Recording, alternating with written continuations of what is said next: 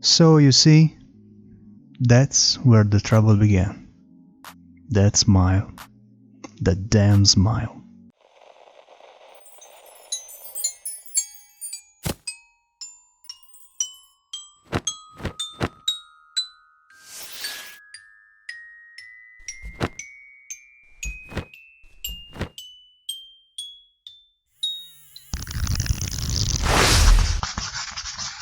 Hello everyone, Phoenixo here and welcome to another video of a multi-part series in which I'm gonna show you the whole process that brought me from the default cube till the animation you just saw. In this video I'm gonna show you how I achieved to get that cool blinking eye, but not without a lot of suffer and pain.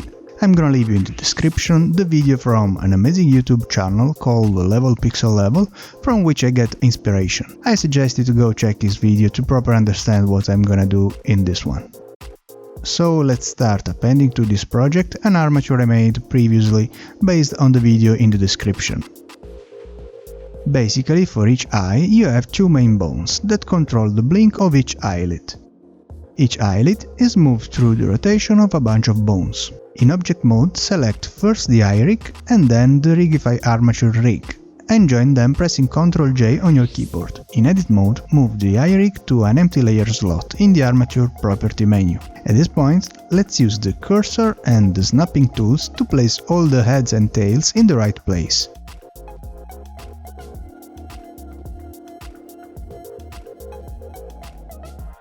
The first mistake I made was that the eye rig that I appended was not the completed one, so I'm gonna mirror in this video the setting from the left eye to the right eye.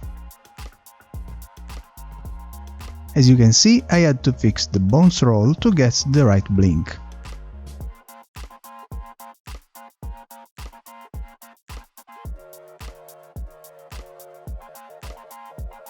At this point, I'm gonna parent all the bones I imported to the head in edit mode, pressing Ctrl P on my keyboard and choosing Keep Offset.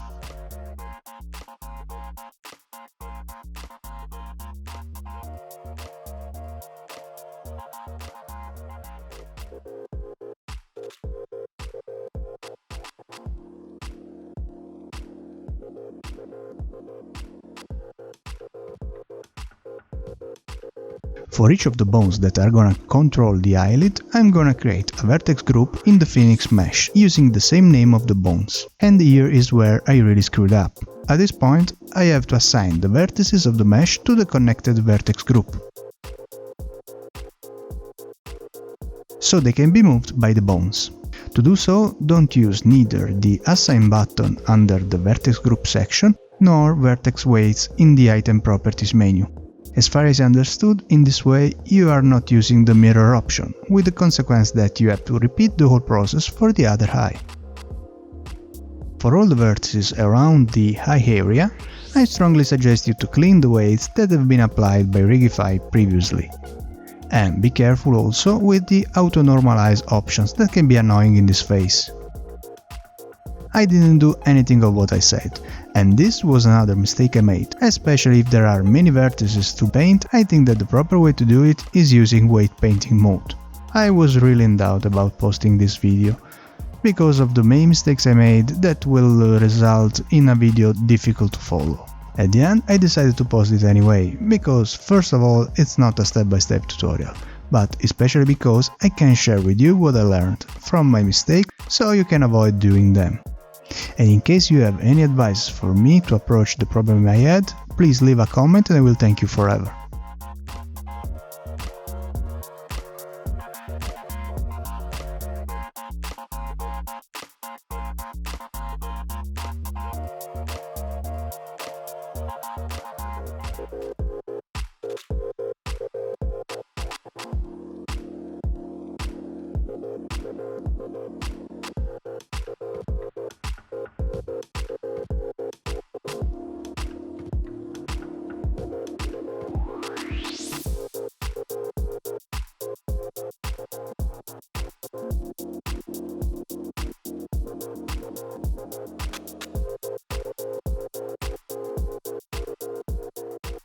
I struggled a bit with weight painting and I had to set the drivers and the properties for the bottom control of the eyelid. But at the end I managed to achieve a kind of good blink right in the middle of the eye, and I should have called it a day. But I'd like to have the blink lower along the eye, and as per the shape of the eyeball, the only solution I found is to add another bone that will be driven by the eyelid control. I'm gonna assign to this bone a few vertices, so when the eyelid control goes down, the eyelid will follow the eye curve and won't intersect the eyeball. I actually don't like this solution, and I'm planning to make a new series about a totally customized eyelid control rig using bendy bones. Until then, even if it isn't a great solution, it works, and for the purpose of this series I'm pretty happy with the result. At this point it's only a matter of refining the eye bone's role, the weight painting, the driver properties, and then, lucky me, I have to repeat the whole process for the other eye. As I am messed up with the symmetry and I didn't find a quick solution to mirrorize the weight paint in a proper way.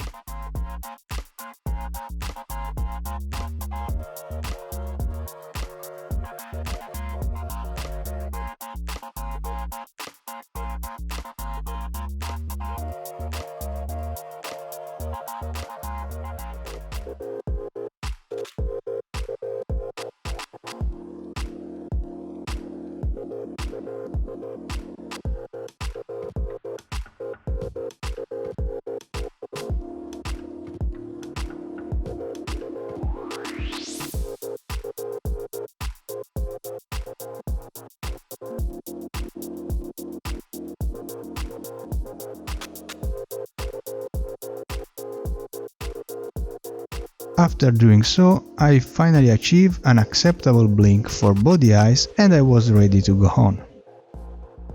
I'm adding 4 more bones. 2 of them will be the main eyeball controls, and each one of them will be parented to each one of the eyeball mesh as bone relative. The other 2 bones I added will be the eye track controls, in a way that when you move these controls, the eyes will point to them. To achieve this, I'm gonna add a track 2 constraint to the main eyeball control bones. I'm gonna set as targets the eye track control bone, as track axis the positive Y and up to Z axis.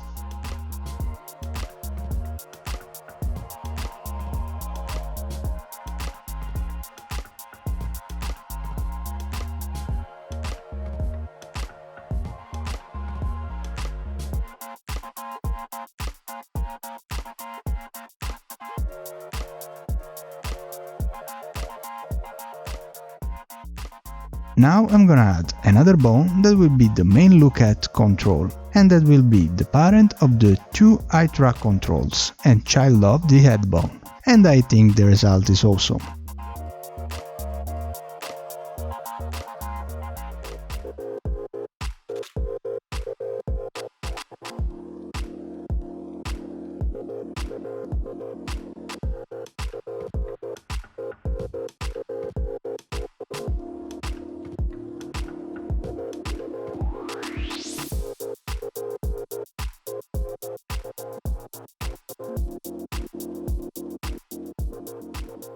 I'm adding 2 more bones just to deform the beak, in a kind of smiley faces.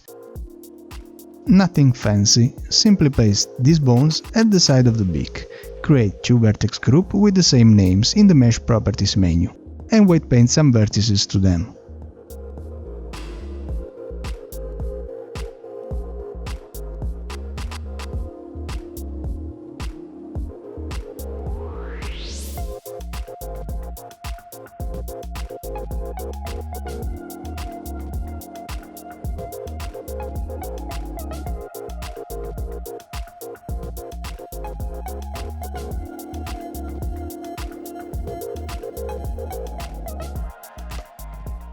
At this point we are almost done. I'm just polishing the mess I made, moving the bones to different layers, so I can reach easily only the more important ones. The last thing I want to do is adding a few custom bone shapes to the new bones. In this way you can show them in the viewport not as the simple octahedrals they are, but as the best shape you can think of.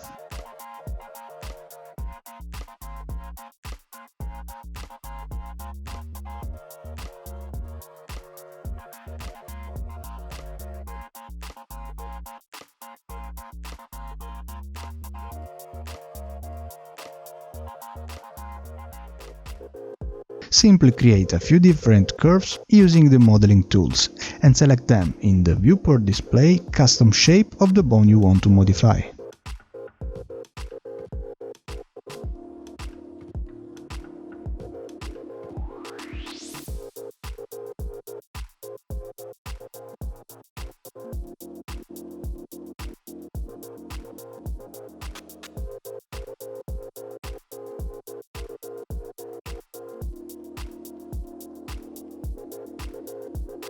And now we are finally done.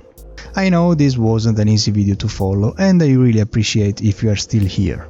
The journey continues in the next video when we are gonna talk about how I finally animate the intro. Thank you for watching. If you like this video, please don't forget to like and subscribe.